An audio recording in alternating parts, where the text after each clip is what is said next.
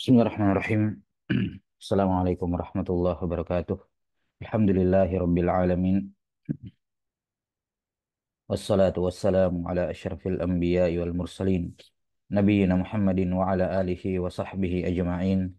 Ashhadu an la ilaha illallah wahdahu la syarikalah. Wa ashhadu anna Muhammadan abduhu wa rasuluh. Allahumma la ilma lana illa ma 'allamtana innaka antal alimul hakim. Amma ba'd. طيب نواصل في شرح كتاب المختصر اللطيف للشيخ عبد الله بن عبد الرحمن بافاضل رحمه الله المتوفى سنة 18 و900 من الهجرة 18 و900 من الهجرة النبوية.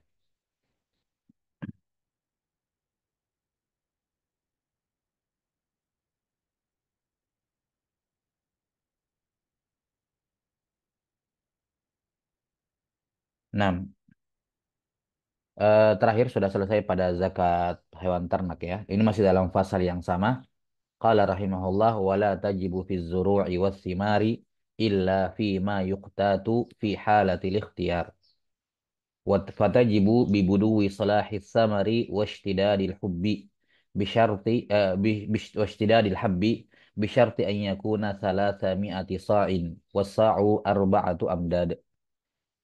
Kata beliau rahimahullah, dan tidak wajib zakat pada zuru' ya, pada tanam-tanaman wasimar dan buah-buahan illa fi ma yuqtatu fi halatil ikhtiyar, kecuali yang menjadi makanan pokok. Ya, al-qut itu makanan pokok. Ya, kecuali yang yuktatu dijadikan sebagai qut, makanan pokok fi halatil ikhtiyar, dalam kondisi normal. Nah, di sini penulis rahimahullah menyebutkan syarat, ya, syarat dari tanaman yang apa namanya dikeluarkan zakat. Jadi tidak semua tanam-tanaman yang keluar dari tanah itu wajib untuk dikeluarkan zakatnya. Beliau memberikan syarat di sini bahwa zuru' dan simar itu fima yuqtatu fi halatil ikhtiyar.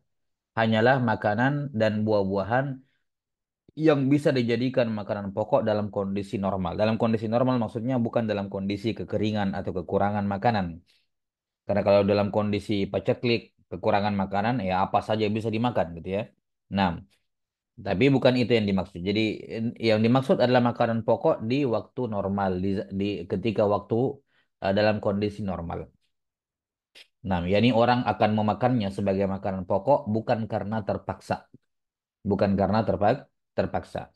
Nah, di sini para fuqaha rahimahumullah mengatakan, adapun az-zuru' maka makanan pokok yang biasa dimakan di tempat-tempat, di di daerah-daerah, dan ini menyesuaikan tempatnya masing-masing.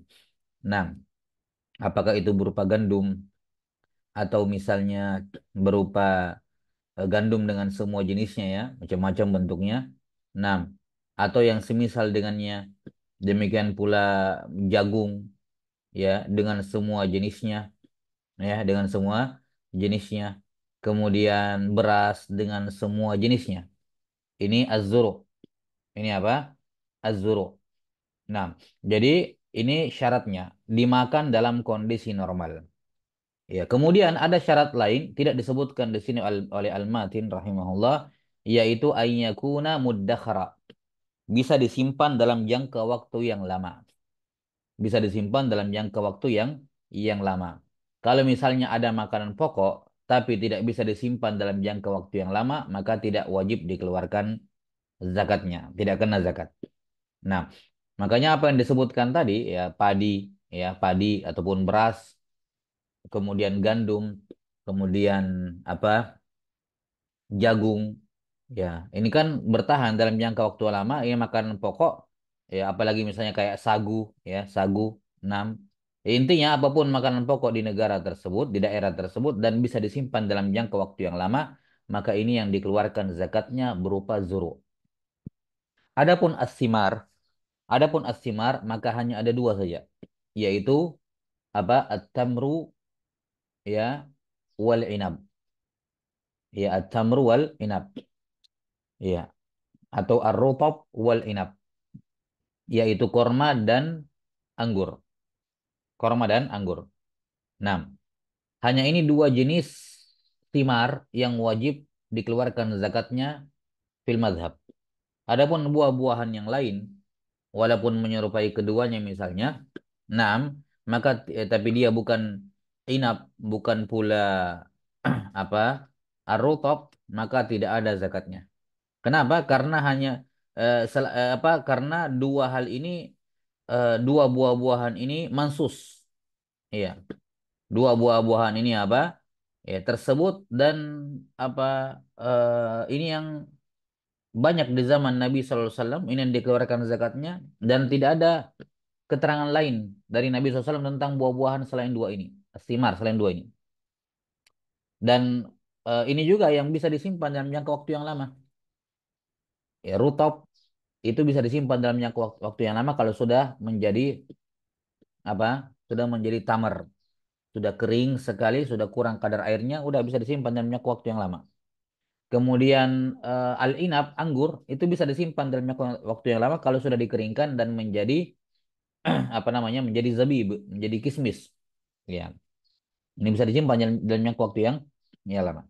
Maka selain dari dua buah-buahan ini dan selain dari az-zuru yang menjadi qutan muddakhara, makanan pokok yang bisa disimpan dalam jangka waktu yang lama, maka tidak ada zakat pada tanaman-tanaman lain. Maka tidak ada zakat pada misalnya cengkeh, kopi, ya, atau mangga atau apa buah-buahan yang lain. Nah, udah ya, ini terkait dengan tanaman apa yang wajib dikeluarkan zakatnya. Kemudian beliau rahimahullah masuk pada pembahasan yang kedua, yakni kapan diwajibkan keluar zakat. Kapan wajib dikeluarkan zakatnya. Di sini ada dua hal, dua waktu yang terkait dengan zakat pertanian. Yang pertama waktu wajib dan yang kedua waktu ikhraj. Waktu wajib dan waktu mengeluarkan. Waktu waktu wujub sama waktu wujubil ikhraj. Ya. Waktu wajibnya zakat, wujubil zakat dan waktu mengeluarkan zakatnya. Ya. Adapun waktu wajibnya zakat, kata beliau fatajibu bibuduwi salahis samari washtidadil habbi. Nah, ini waktu wajibnya, yaitu zakat sudah wajib ketika buah-buahan itu sudah nampak baiknya, yakni sudah bisa dikonsumsi dalam kondisi normal, ya, dalam kondisi normal. Misalnya sudah mulai berubah warnanya, kalau itu termasuk buah-buahan yang matang dengan tanda berubah warna misalnya, atau yang semacamnya. Kalau misalnya tanda buah-buahan itu matang bukan dengan perubahan warna, tapi dengan misalnya tekstur yang menjadi agak lembut, tadinya keras gitu ya, keras dipencet misalnya, kemudian kalau agak-agak bisa sudah dipencet berarti matang, walaupun warnanya tidak berubah ya berarti tandanya dengan cara seperti itu. Tandanya sudah agak bisa dipencet misalnya, sudah agak sudah tidak keras lagi misalnya. Dan semacamnya. Intinya pada buah-buahan yang memiliki bukan bukan pada buah-buahan ya, pada secara khusus kan korma sama anggur, korma sama anggur ini kan macam-macam kormanya sama anggurnya. Ada anggur yang ketika matang berubah budui solaiha ya, ketika sudah layak dikonsumsi berubah warnanya. Ada anggur yang begitu-begitu saja. Nah, ini dijadikan penanda semuanya. Intinya pada anggur dan korma, kapan sudah nampak baiknya? Ya, pada korma sudah menjadi rutop, rutop sudah layak dikonsumsi. Wah, kalau dibiarkan lebih lanjut nanti di pohon jadinya jadi tamar misalnya. Tapi ketika dia jadi rutop, itu sudah layak dikonsumsi. Ya, ya kan, sudah layak dikonsumsi. Nah, ketika sudah jadi rutop, kemudian anggurnya juga sudah mengalami perubahan atau yang semacamnya tanda-tanda matang, tanda-tanda layak untuk dikonsumsi, maka sudah wajib zakat. Sudah wajib zakat. Dan ini tidak diwajibkan pada 100%, misalnya semua pohon harus begitu. Enggak. Kapan sudah ada satu pohon yang seperti itu, walaupun satu pohon, maka yang lain sudah dikenakan hukum. Karena kan orang biasanya tanam bersamaan ya, paling selisihnya kalau luas-luas kebunnya misalnya tidak mungkin tidak ditanam dalam satu waktu satu hari, tapi tidak akan mungkin selisih 1 bulan gitu dalam nanam nanam pohon gitu kan. Jelas secara umum ya, kapan sudah ada sebagian yang solah, maka yang lainnya sudah dihukumi sama. Nah, ini untuk buah-buahan. Sementara untuk tanam-tanaman pokok seperti padi, gandum dan semacamnya, ya sagu, jagung, itu apa? Fi washtidadil habbi. Ketika batangnya sudah kuat, sudah bukan kuat ya, sudah tegak gitu. Nah, kan kalau padi kan belum ada isinya ya masih seperti itu kan. Terus tambah tambah tambah. Nah, ketika sudah ada apa padinya, ya sudah ada isinya, itu kan batangnya agak keras. Oh ya, walaupun kalau berat padinya dia akan membungkuk di atas, tapi batangnya itu tegak. Nah, nah jelas ya. Demikian pula gandum, jagung dan semacamnya. Ya. Intinya pedagang apa para petani tahulah ini sudah layak, ini belum gitu ya. Kembalikan ke situ. Nah, nah sekarang ini waktu wajib. Sementara ini waktu wajib zakat ya. Artinya kalau sudah seperti ini maka orang itu sudah kena zakat, sudah wajib keluarkan zakat. Sementara waktu mengeluarkan zakat itu nanti setelah dipanen. Setelah dipanen, dibersihkan apa namanya apa kalau misalnya ada yang bercampur dengan tanah atau yang semacamnya ya, sudah dibersihkan, jelas ya. Nah, sudah dibersihkan, ya barulah kemudian wajib dikeluarkan. Ya, itu namanya waktu wajib mengeluarkan. Jadi ketika zakat sudah wajib dengan matangnya buah sebagiannya gitu ya dan tegaknya kuatnya batang dari makanan tanaman pokok itu, makanan pokok itu baru kena kewajiban zakat, tapi belum boleh dikeluarkan, belum boleh dikasih orang miskin. Waktu wajib mengeluarkan zakat ketika sudah dipanen dan sudah dipisah dari yang bukan bagian dari padi tersebut, misalnya ada campuran tanahnya, ada yang lain dibersihkan. Nah, kalau misalnya dia langsung masuk kasih ke orang miskin, ya dibersihkan dari apanya? Dibersihkan dari masalan ini ya apa kulitnya. Ya, dibersihkan dari kulitnya. Kalau mau langsung dikasih ke orang miskin untuk mereka manfaatkan. Nah, ini semua. Jadi tidak tidak boleh misalnya katakan ketika waktu wajib zakat dia bilang sama orang miskin, nih seperdelapannya sawah saya atau kurang daripada itu, ini bagian zakat kamu silakan dipanen sendiri. Enggak boleh, ya. Itu belum waktu pengeluaran zakat. Nanti dikasih ke orang miskin dalam keadaan sudah siap diterima, sudah siap dimanfaatkan, ya, sudah siap dimanfaatkan. Ini terkait dengan waktu mengeluarkan zakat. Adapun waktu wajib zakat, apa fungsinya? Fungsinya waktu wajib zakat adalah kalau kamu sudah wajib zakat dengan cara buah-buahannya sudah budui solahiha atau tanamannya sudah ishtidadul hab gitu ya, maka kamu sudah wajib zakat. Kalau terjadi kenapa-kenapa ya pada pohon atau pada tanaman itu karena kelalaian kamu atau bahkan kamu menjual semua hasilnya, tetap kamu punya utang kepada orang miskin, tetap wajib keluar zakat. Ya, tetap wajib keluar zakat. Misalnya karena kelalaian dia misalnya ya, eh, kemudian terbakar ladangnya, ladang kormanya atau anggur terbakar misalnya, gara-gara kelalaian dia. Maka walaupun habis semua, tetap dia harus keluarkan zakat. Kenapa? Karena waktu wajib zakatnya sudah masuk. Ya, waktu wajib zakatnya sudah masuk. Beda kalau misalnya bencana alam atau yang angin misalnya merusak sawahnya yang sudah siap panen, ya sudah tidak wajib keluar zakat. Ini perbedaan antara waktu wajib zakat dengan waktu wajib mengeluarkan zakat. Kalau waktu wajib zakat artinya kalau sudah masuk itu bagaimanapun juga kamu harus bayar zakat. Ya, jelas ya, kamu sudah punya utang kepada orang miskin. Kalau misalnya itu rusak karena perbuatan kamu, kamu harus bayar. Tapi kalau misalnya karena faktor ya qadarullah ya musibah gitu ya, sehingga tidak jadi dipanen ya sudah, kamu tidak punya utang kepada orang miskin. Iya.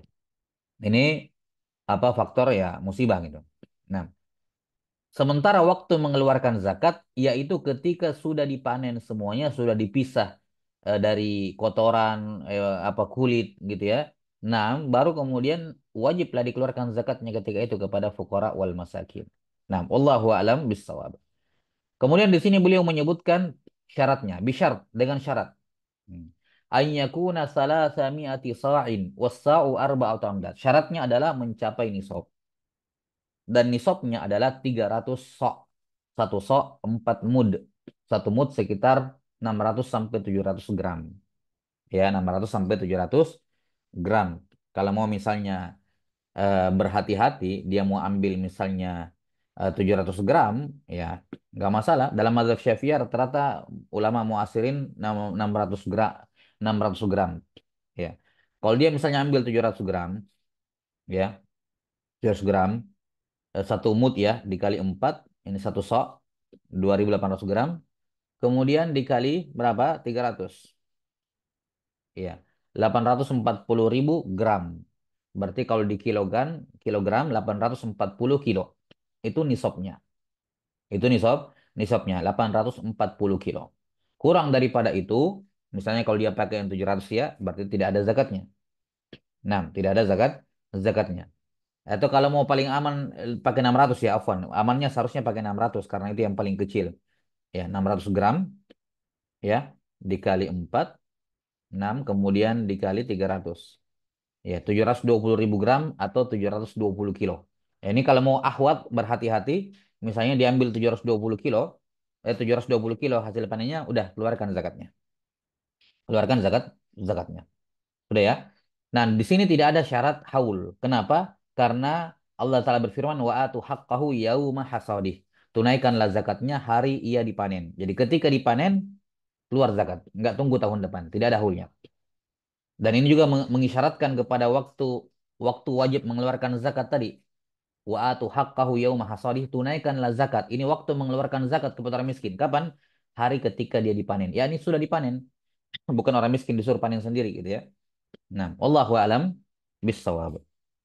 Nah, sekarang kalau terpenuhi syarat-syarat yang disebutkan tadi, berapa yang dikeluarkan? Kata beliau, wa yajibu fi dzalika nisful usyri in suqiya bi mu'nah wa in suqiya bi ghairi mu'nah kal matari fa fihi al usyru jaffan munaqqa. Ini. Kata beliau rahimahullah, wajib yang dikeluarkan zakatnya insuqiya bi mu'nah, kalau sawahnya atau kebun buahnya diairi dengan mu'nah, dengan biaya, dengan usaha, ya. Dia beli air atau dia butuh hewan untuk mengangkut air dari sungai ke kebunnya, ke sawahnya, dan tentunya hewan butuh makanan. Apalagi kalau misalnya kalau dia sewa hewan gitu ya. Atau dia misalnya harus apa dia membuat instalasi ya, keluar duit untuk membuat instalasi air dari sungai ke sawah atau kebunnya, ini semua mu'nah ya, maka dikeluarkan al-usyur sepersepuluh dari total panen. Nah, pada zakat pertanian, pada zakat tanam-tanaman tidak ada wakas, tidak ada wakas pokok ya, tidak seperti zakat hewan kan, wakas itu di atasnya nisab. Ya, maka turun ke bawah kan begitu sudah berlalu kemarin. Kalau kalau zakat tanaman berapapun ya, kita bilang tadi kan nisabnya anggaplah 720 kilo. Walaupun sampai 1.000 tetap sepersepuluh dikali 1.000 kilo, 1 ton. Jelas ya? Nah, sepersepuluh dari berapa? 1 ton ya 100 kilo dikeluarkan. 1 ton, 1.000 kilo, 6 sepersepuluhnya berarti 100. Kan begitu. Nah, ini kalau tanpa biaya. Afwan, kalau pakai biaya, apapun jenis biaya tersebut. Wa insuk ya, kalau misalnya dia menyewa orang untuk mengangkat air juga sama kan, nah, karena dia harus membayar keluar duit.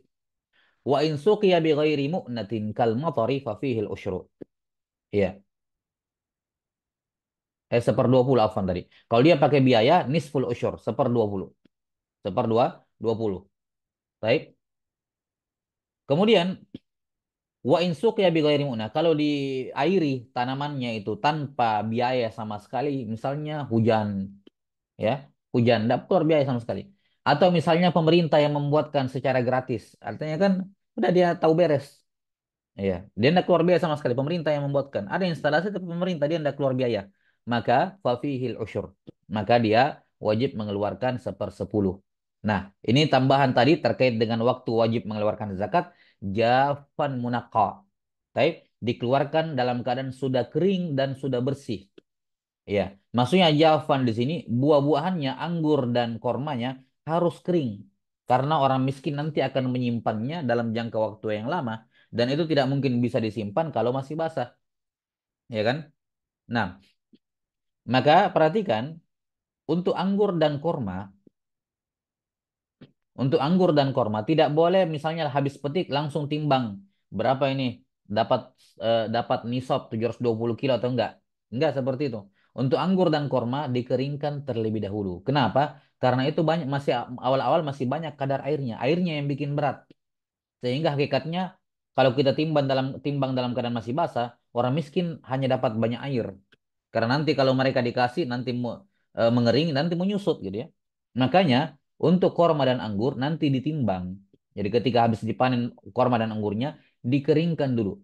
Setelah kering, sudah habis kadar airnya atau berkurang drastis, barulah ditimbang berapa ini hasil panen korma sama anggur.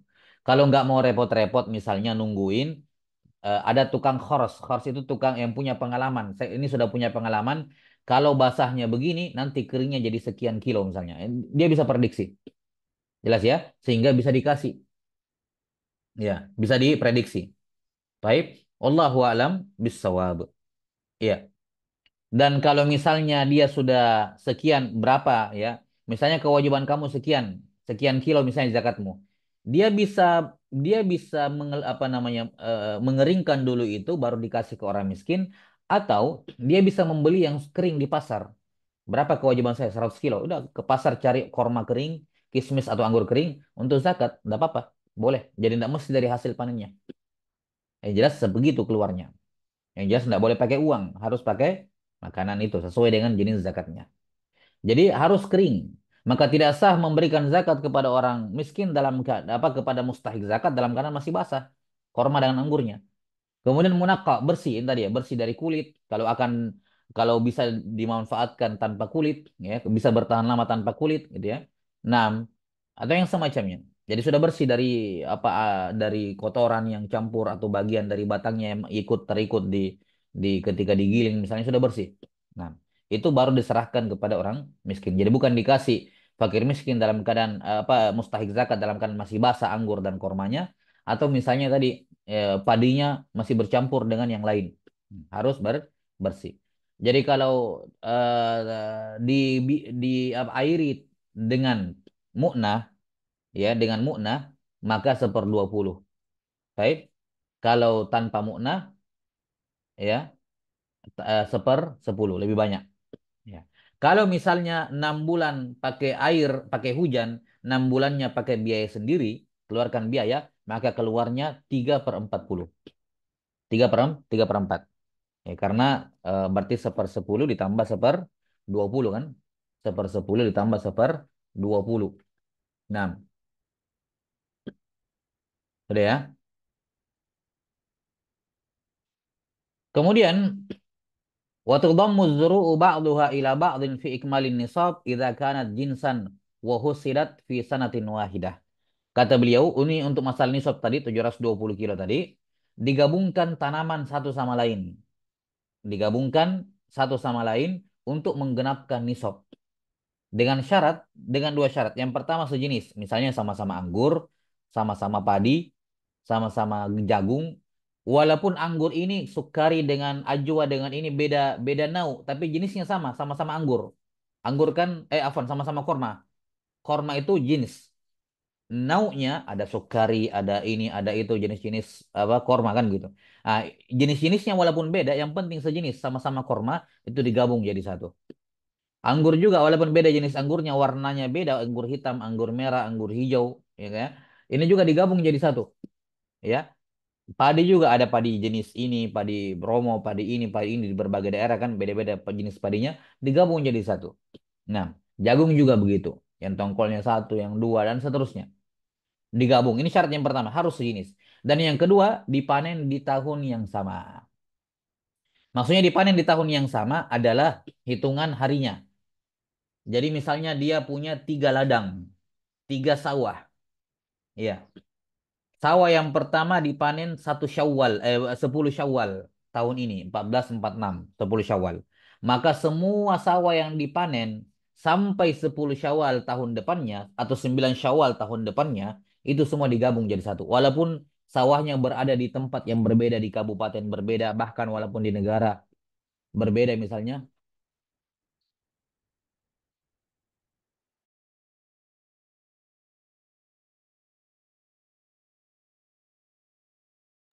Iya, jadi walaupun berada di daerah berbeda, selama dipanen dalam rentang apa rentang waktu 1 tahun sejak dari panen yang pertama itu, maka semua digabung jadi satu.